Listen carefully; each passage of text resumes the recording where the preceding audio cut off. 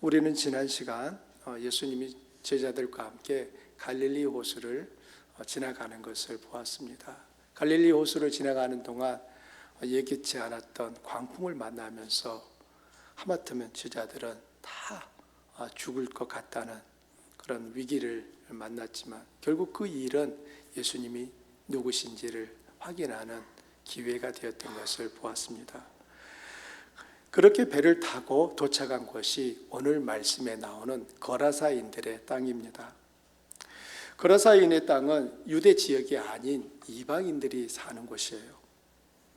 다시 말하면 대다수 유대인들이 찾지 않는 곳, 피하는 곳이라는 말입니다. 왜냐하면 이 이방인 지역은 그 자체가 유대인들이 아니었고, 또한 그들은 돼지를 키우고, 또 여기에 보면은 이 유대인들의 이 유대인들의 법에 의하면 부정하다고 생각되는 여러 요소가 다 함께 버무려져 있는 곳이 바로 이 거라사인의 땅이었습니다. 그럼 그곳을 지금 누가 찾아가십니까? 예수님이 찾아가셨다는 거예요. 유대인들은 피하는 그 땅을 예수님은 일부러 찾아가신 것입니다. 그리고 예수님이 배에서 내리시자 가장 먼저 예수님을 알아보고 찾아온 사람이 있었습니다. 누구입니까? 정상인이 아니라 귀신 들린 사람이었습니다. 그 사람이 예수님을 알아봅니다. 그는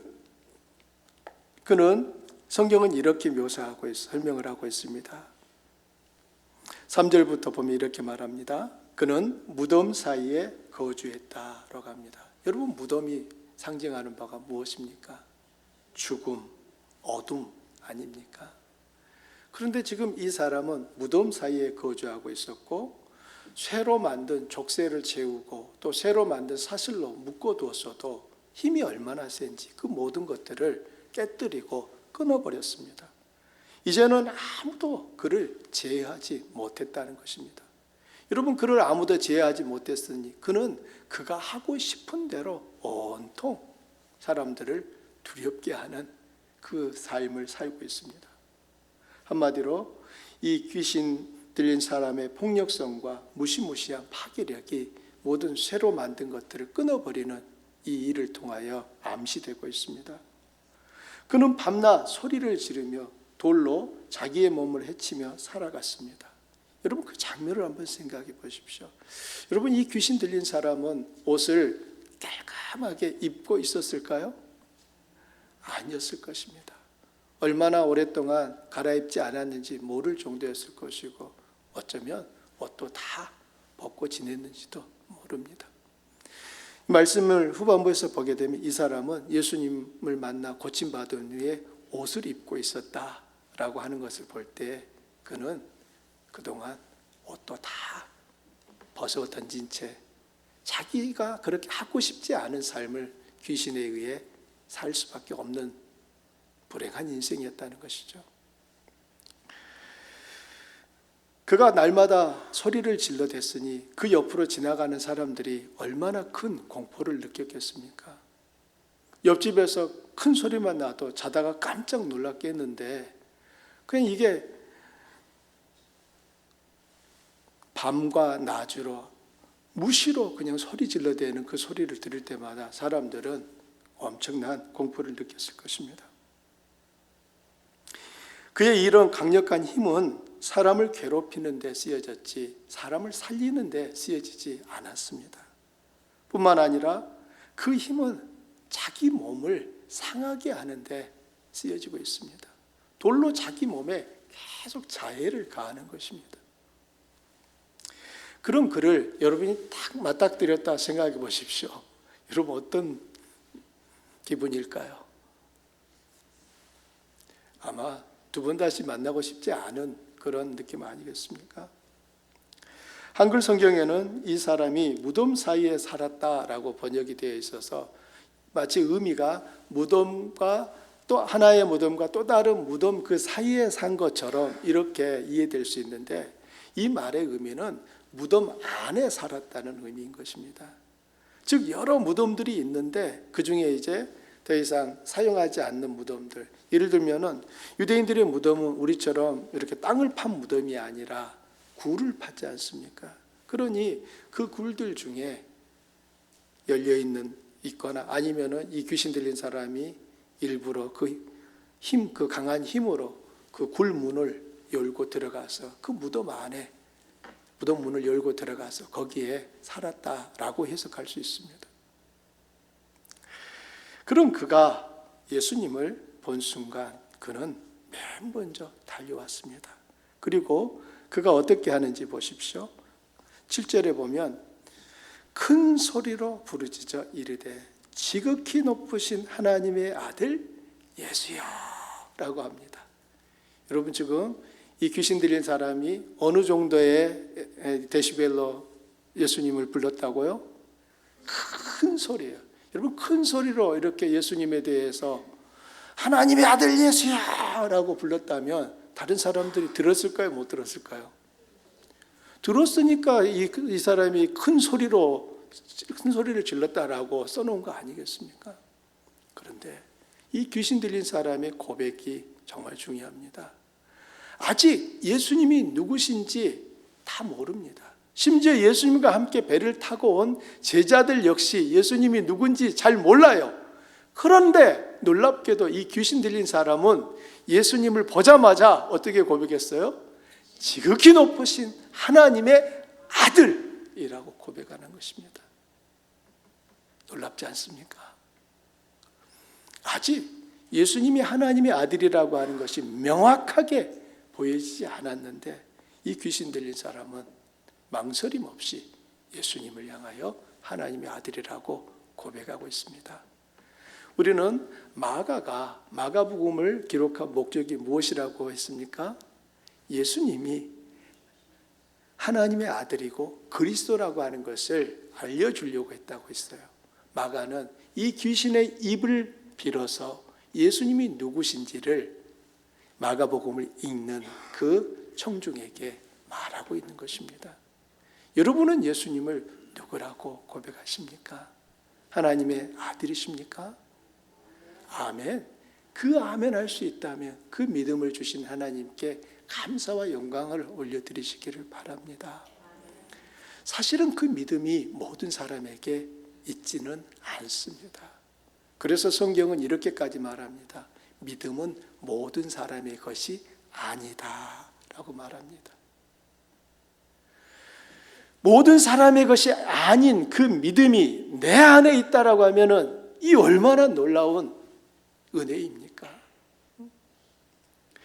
아무도 모르는 예수님의 정체를 이 귀신이 고백했고 그 귀신이 고백한 그 예수님에 대하여서 나 역시 동일하게 당신은 하나님의 아들이십니다 고백하고 있다면 얼마나 큰 은혜를 입은 증거겠습니까?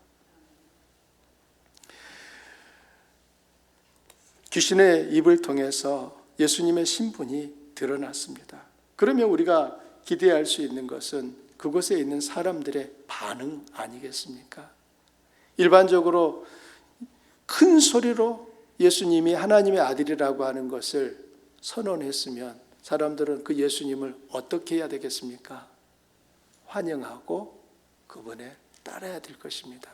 하지만 잠시 후에 보겠지만 안타깝게도 거라사 지방의 사람들은 그 예수님에게 떠나달라고 요청합니다. 예수님은 그 귀신에게 당장 그 사람에게서 나오라고 하셨습니다. 그러자 이 귀신이 자기가 그곳에서 떠나지 않게 해달라고 간청을 하는 거예요. 예수님이 그 귀신에게 이름을 묻습니다. 내 이름이 무엇이냐? 그러자 그 귀신이 대답합니다. 레기온입니다.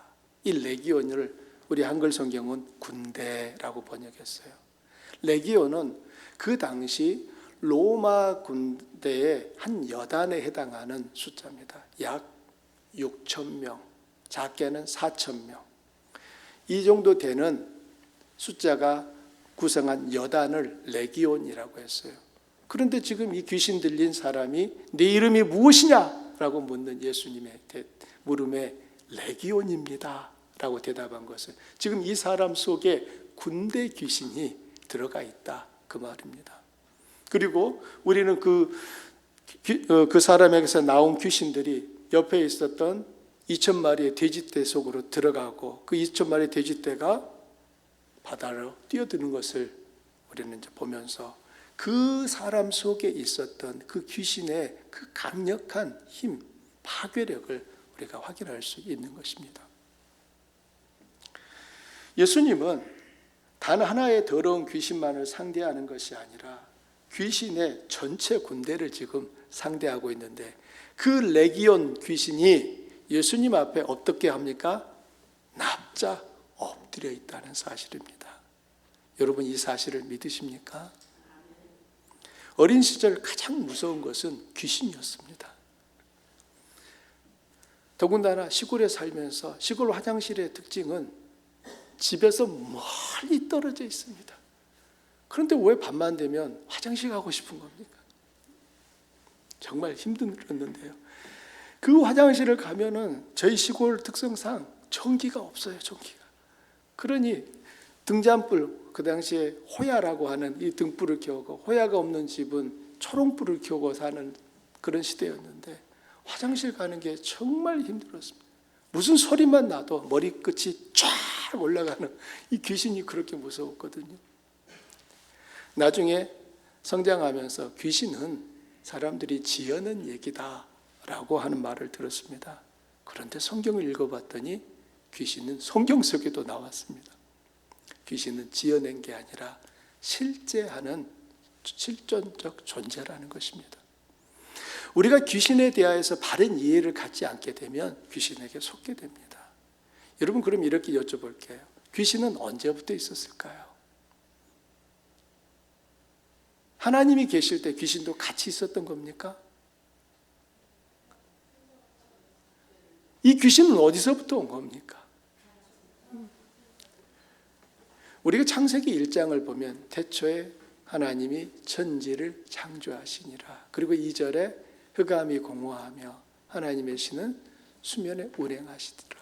땅은 아무 형체도 없었다. 이런 말씀들은 하나님께서 창조의 사역을 시작하시기 전에는 존재하는 어떤 것도 없었다는 거예요.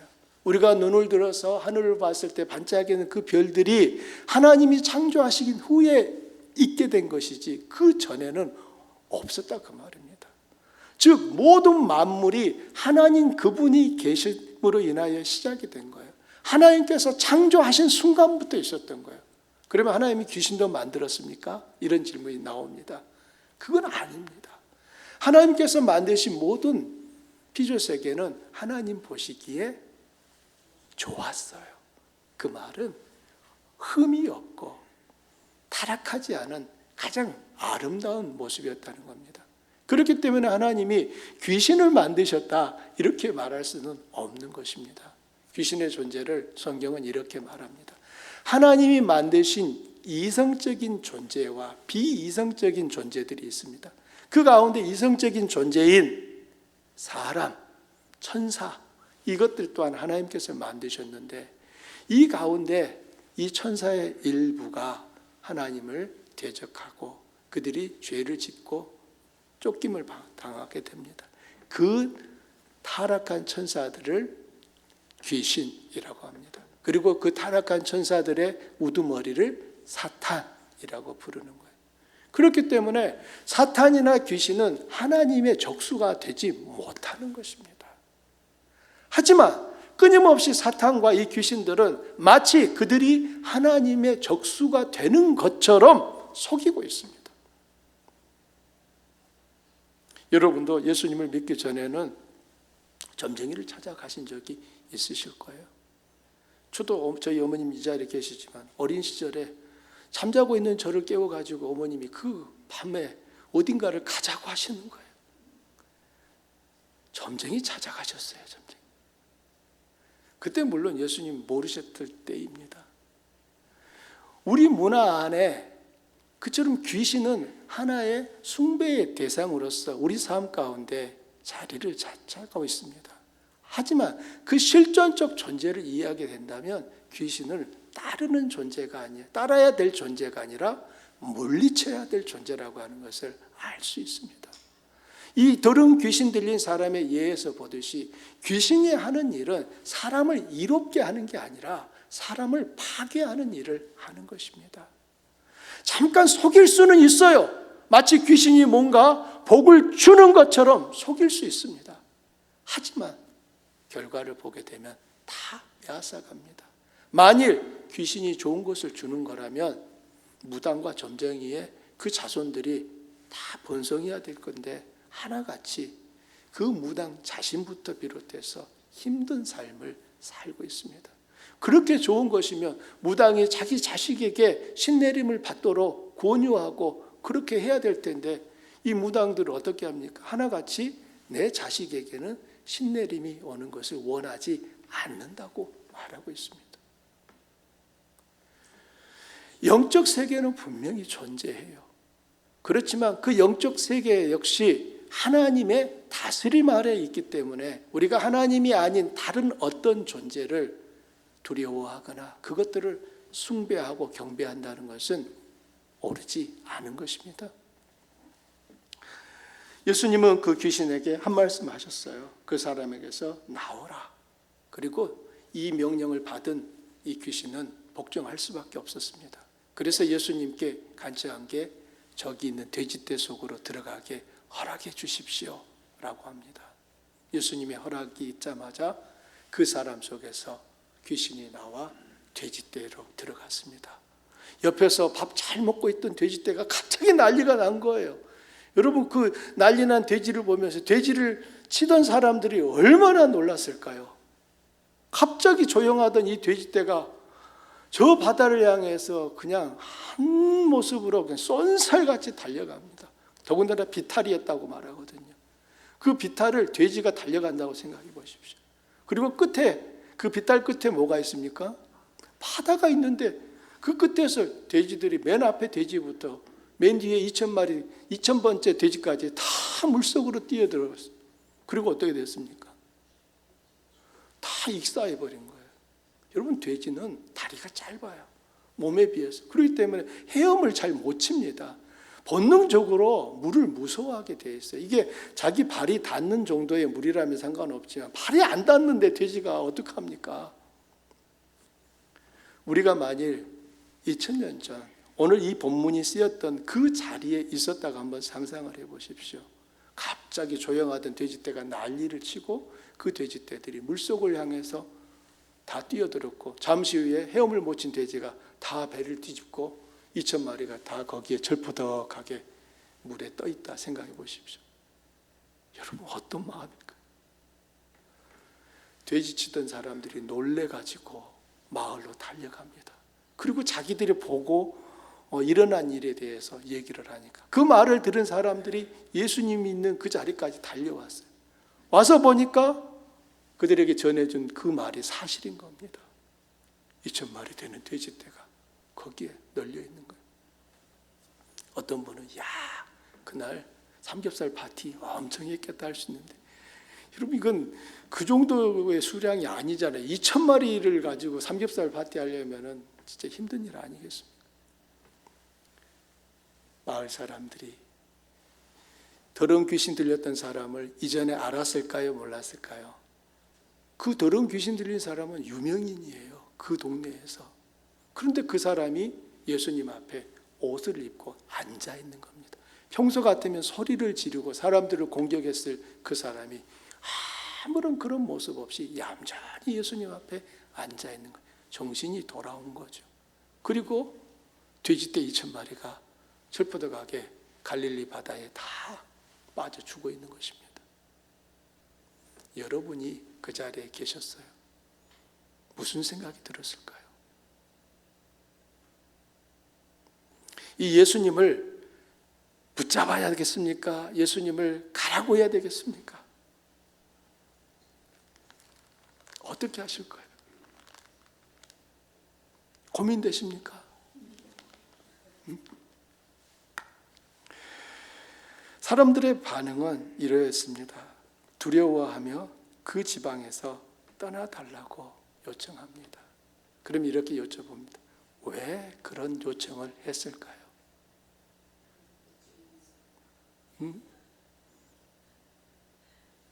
왜 그런 요청을 했을까요? 자, 뭐가 두려워서?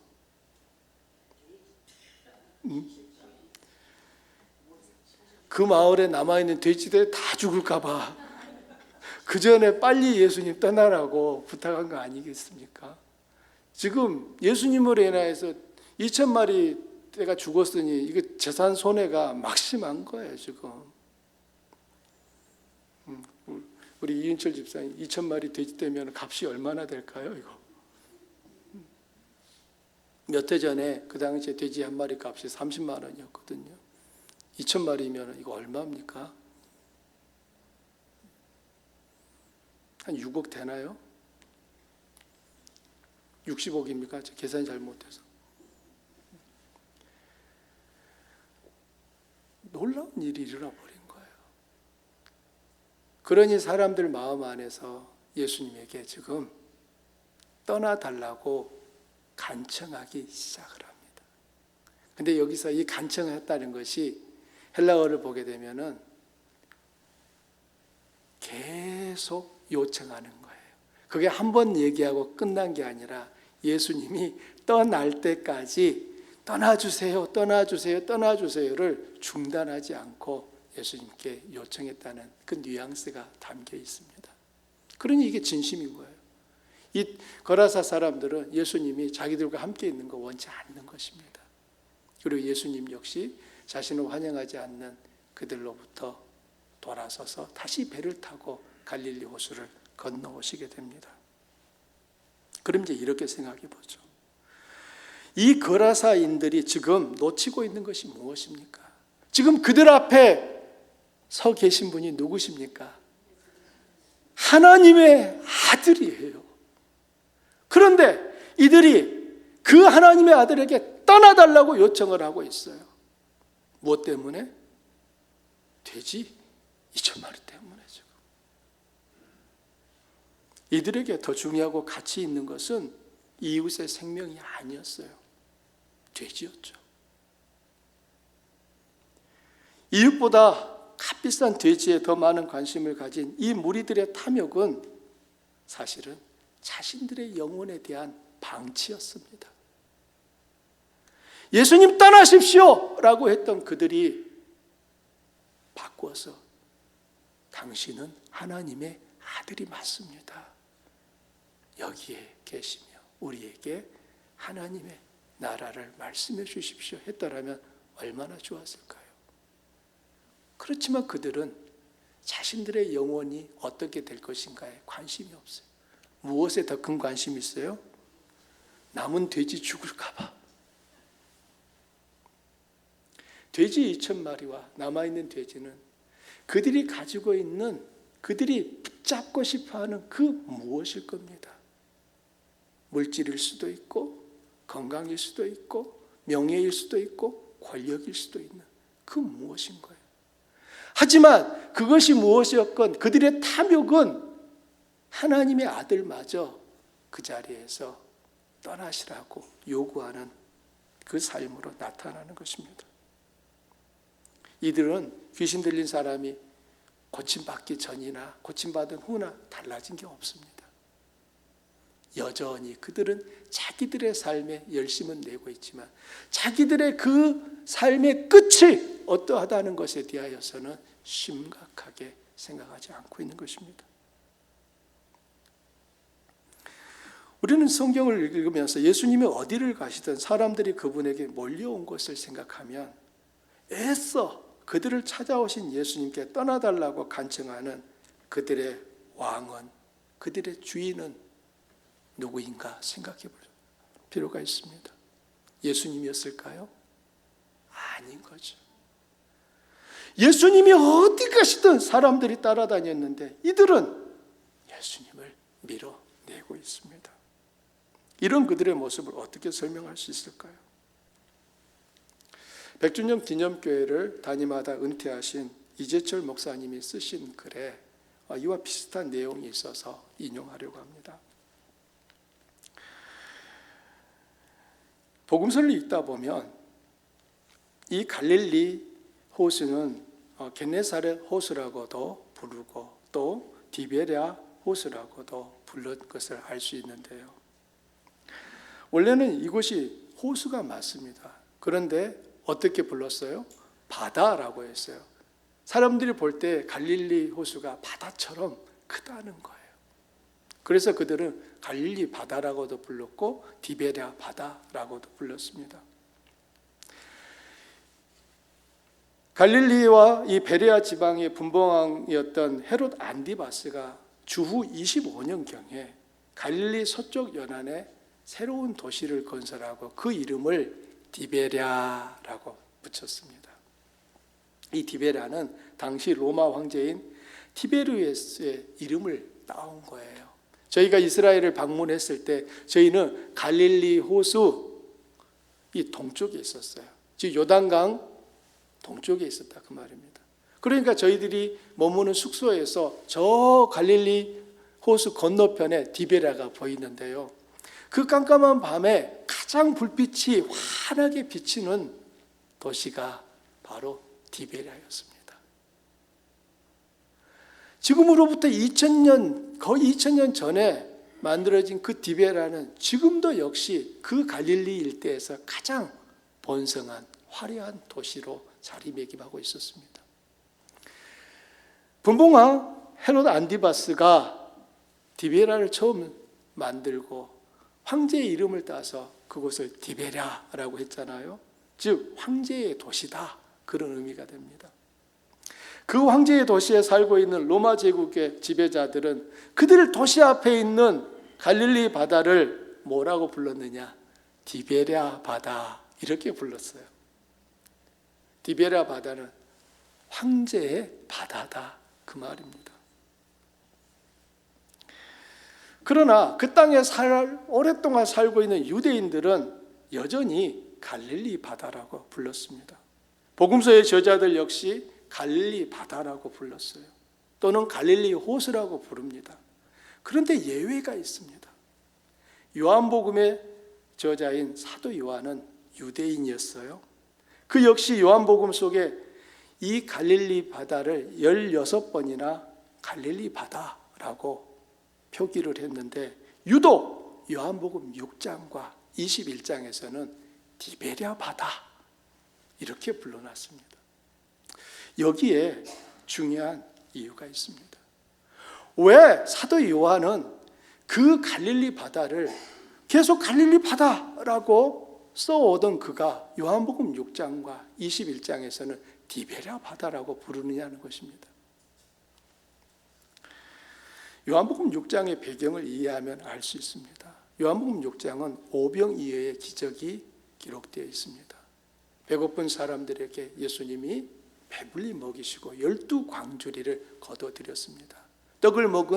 빵을 먹은 사람은 어른 남자만 5,000명이었습니다. 그 현장에 있었던 사람들은 그 자리에서 예수님을 억지로 붙잡아서 자기들의 왕으로 삼으려고 했습니다. 그래서 예수님이 그들을 떠나 산으로 기도하러 가셨습니다. 그들에게 주님이 누구신지는 중요한 게 아니에요. 과연 그들은 정말 예수님이 하나님의 아들이라는 사실을 그 오병이어의 기적을 통하여 알았기 때문에 우리의 왕이 되어 주십시오 요청한 게 아니란 말입니다.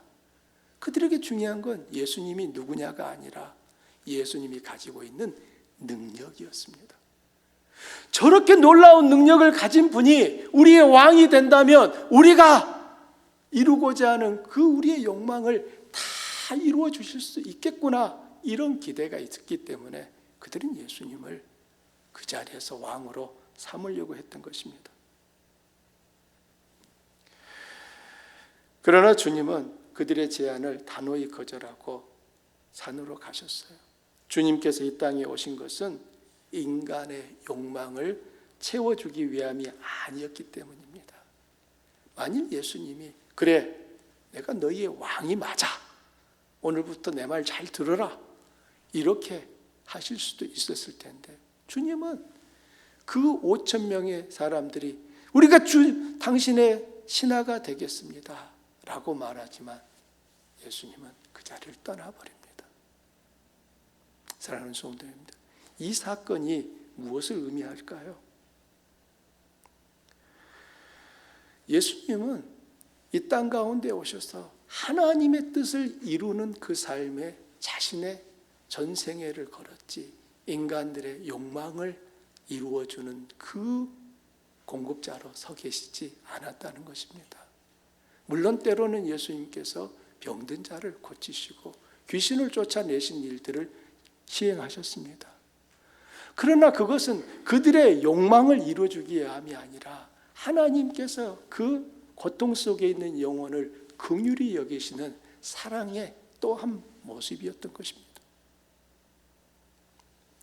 그렇다면 보십시오. 우리는 예수님을 어떤 분으로 따라야 되겠습니까? 하나님의 아들로 예수님을 믿고 고백한다면 우리는 나의 욕망을 이루기 위한 수단으로 예수님을 따르거나 이용하려고 하는 것이 아니라 우리의 삶을 왕이신 그분 앞에 기꺼이 내어드리며 그분의 뜻이 이루어지는데 우리의 생애가 쓰임받기를 소망해야 바람직하지 않겠습니까? 황제는 자신의 욕망대로 사는 사람을 상징하죠. 그의 말 한마디에 모든 것이 달라집니다. 황제는 자기 욕망을 위해서라면 수단과 방법을 가리지 않아요. 심지어 수많은 사람들의 생명을 짓밟는 것도 눈 한번 깜짝하지 않습니다. 인간 욕망의 화신, 바로 황제죠. 사도 요한이 그 일이 일어난 곳을 디베랴 바다라고 기록했던 것은 다분히 의도적입니다. 그 현장에 있었던 사람들이 자기 욕망에 빠져 있다라고 하는 것을 지적하고 있는 거예요. 당신들이 그 욕망을 버리지 않는 한 주님의 참다운 제자로서의 삶은 불가능하다라고 사도 요한은 꼬집고 있는 것입니다. 자기 욕망의 바다에 빠져 허우적대는 사람들은 구원자이신 주님을 직접 뵙고도 알아보지 못했습니다. 한 영혼이 군대 귀신에게 사로잡혀서 그 고통스러운 삶을 살다가 회복된 것을 함께 기뻐하고 그를 회복시키신 그 주님을 환영하고 따랐어야 될 그들은 주님께 떠나달라고 주님이 그곳에서 배를 타고 떠나는 그 순간까지 간청하기를 멈추지 않았다는 말입니다. 자신들의 헛된 욕망을 이루고자 예수님을 삼으려고 했던 오병이의 사건에 그 사람들이나 지금 거라사 땅에서 예수님에게 떠나주십시오 라고 말하고 있는 이 거라사인이나 똑같지 않습니까? 그렇다면 우리 역시 주님을 따르면서도 여전히 내 욕망을 버리지 아니하고 내 욕망을 이루기 위한 그 수단으로서 예수 그리스도를 끊임없이 따르고자 한다면 거라사인과 오병이어의 사건 속에서 그 기적의 현장에서 빵을 먹었던 그 사람들과 다를 것이 무엇이겠습니까? 오늘 우리는 이 거라사 귀신 들린 사람을 회복시키시는 예수님을 보면서 다시 한번 내가 서 있는 믿음의 자리를 확인하시기를 바랍니다. 나는 어떤 모습으로 주님 앞에 서 있는 것입니까? 과연 정말 그 주님이 나의 왕이 맞습니까?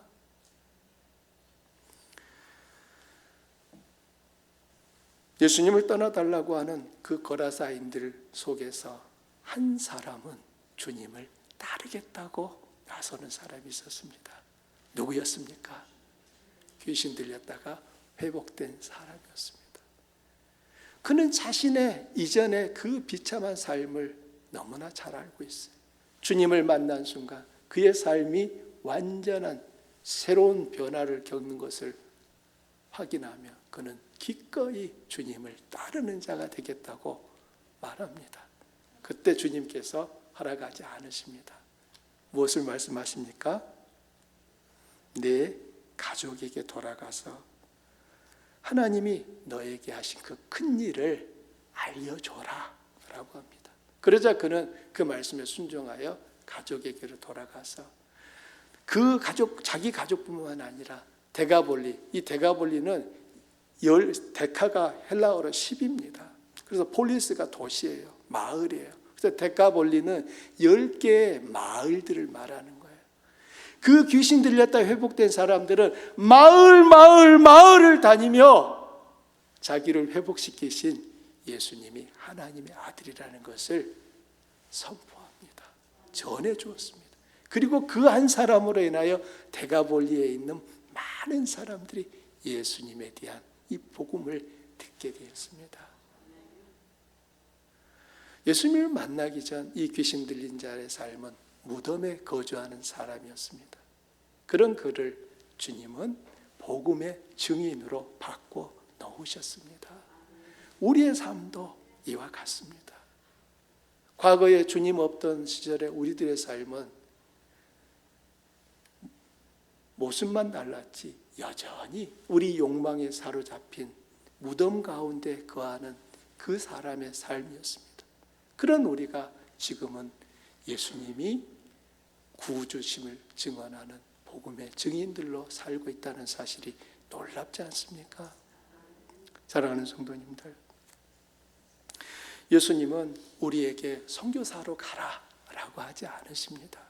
하지만 우리를 구원하신 그 은혜의 소식을 먼저 내 가족에게, 내가 살고 있는 내 삶의 현장에서 나와 만나는 누군가에게 전하라라고는 요구하십니다. 우리는 다른 나라에 가서만 선교하는 것이 아니라 내가 서 있는 삶의 그 현장이 바로 선교지임을 기억하시기 바랍니다. 주님은 복음을 예루살렘과 유대와 사마리아와 땅끝까지 전하라고 하셨습니다. 여러분, 땅끝이 어디입니까? 여기서 땅끝은 어디예요? 저기 아프리카입니까?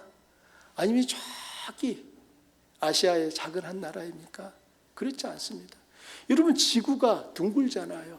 그럼 둥글다고 생각할 때 한 지점에서 계속 앞으로 가게 되면 한 바퀴 돌면 어디로 돌아올까요?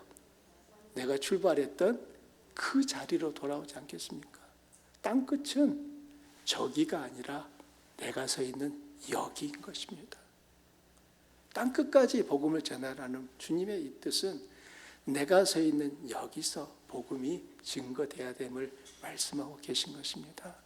다시 한번 사랑하는 성도님, 저도 여러분도 먼저 믿음을 가진 우리들의 삶이 우리의 가족들에게, 우리를 알고 있는 내 이웃들에게 또 하나의 기쁨의 복음으로 전해줄 수 있기를 노력하시기를 바랍니다. 목사님, 나 그동안에 엉망으로 살아서 안 돼요. 그렇게 생각하지 마시고 인정하실 건 하십시다. 내가 그때 예수님 믿었어도 내가 잘 못 살았어.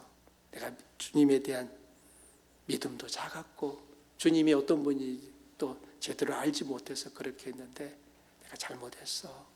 하지만 이제 좀 주님의 뜻대로 살아볼게. 약한 모습 아직도 내게 많아. 그렇지만 내 마음은 진심이야. 그러면서 다시 한번 우리가 서 있는 이 자리가 복음을 증거하는 기회로 바뀔 수 있기를 축복합니다. 말씀을 정리합니다. 예수님은 그 거라사 땅에 왜 가셨습니까? 이 한 사람을 위하여 가셨습니다. 예수님이 귀신 들렸던 그 사람 외에 또 다른 사람을 구원하셨다는 증거가 없습니다. 예수님은 그 한 사람을 만나고 회복시킨 후에 다시 배를 타고 갈릴리 건너편으로 돌아오십니다. 그렇다면 예수님이 그 광풍을 뚫고 거라사 땅에 갔던 이유와 목적은 분명해집니다. 누구를 위해서?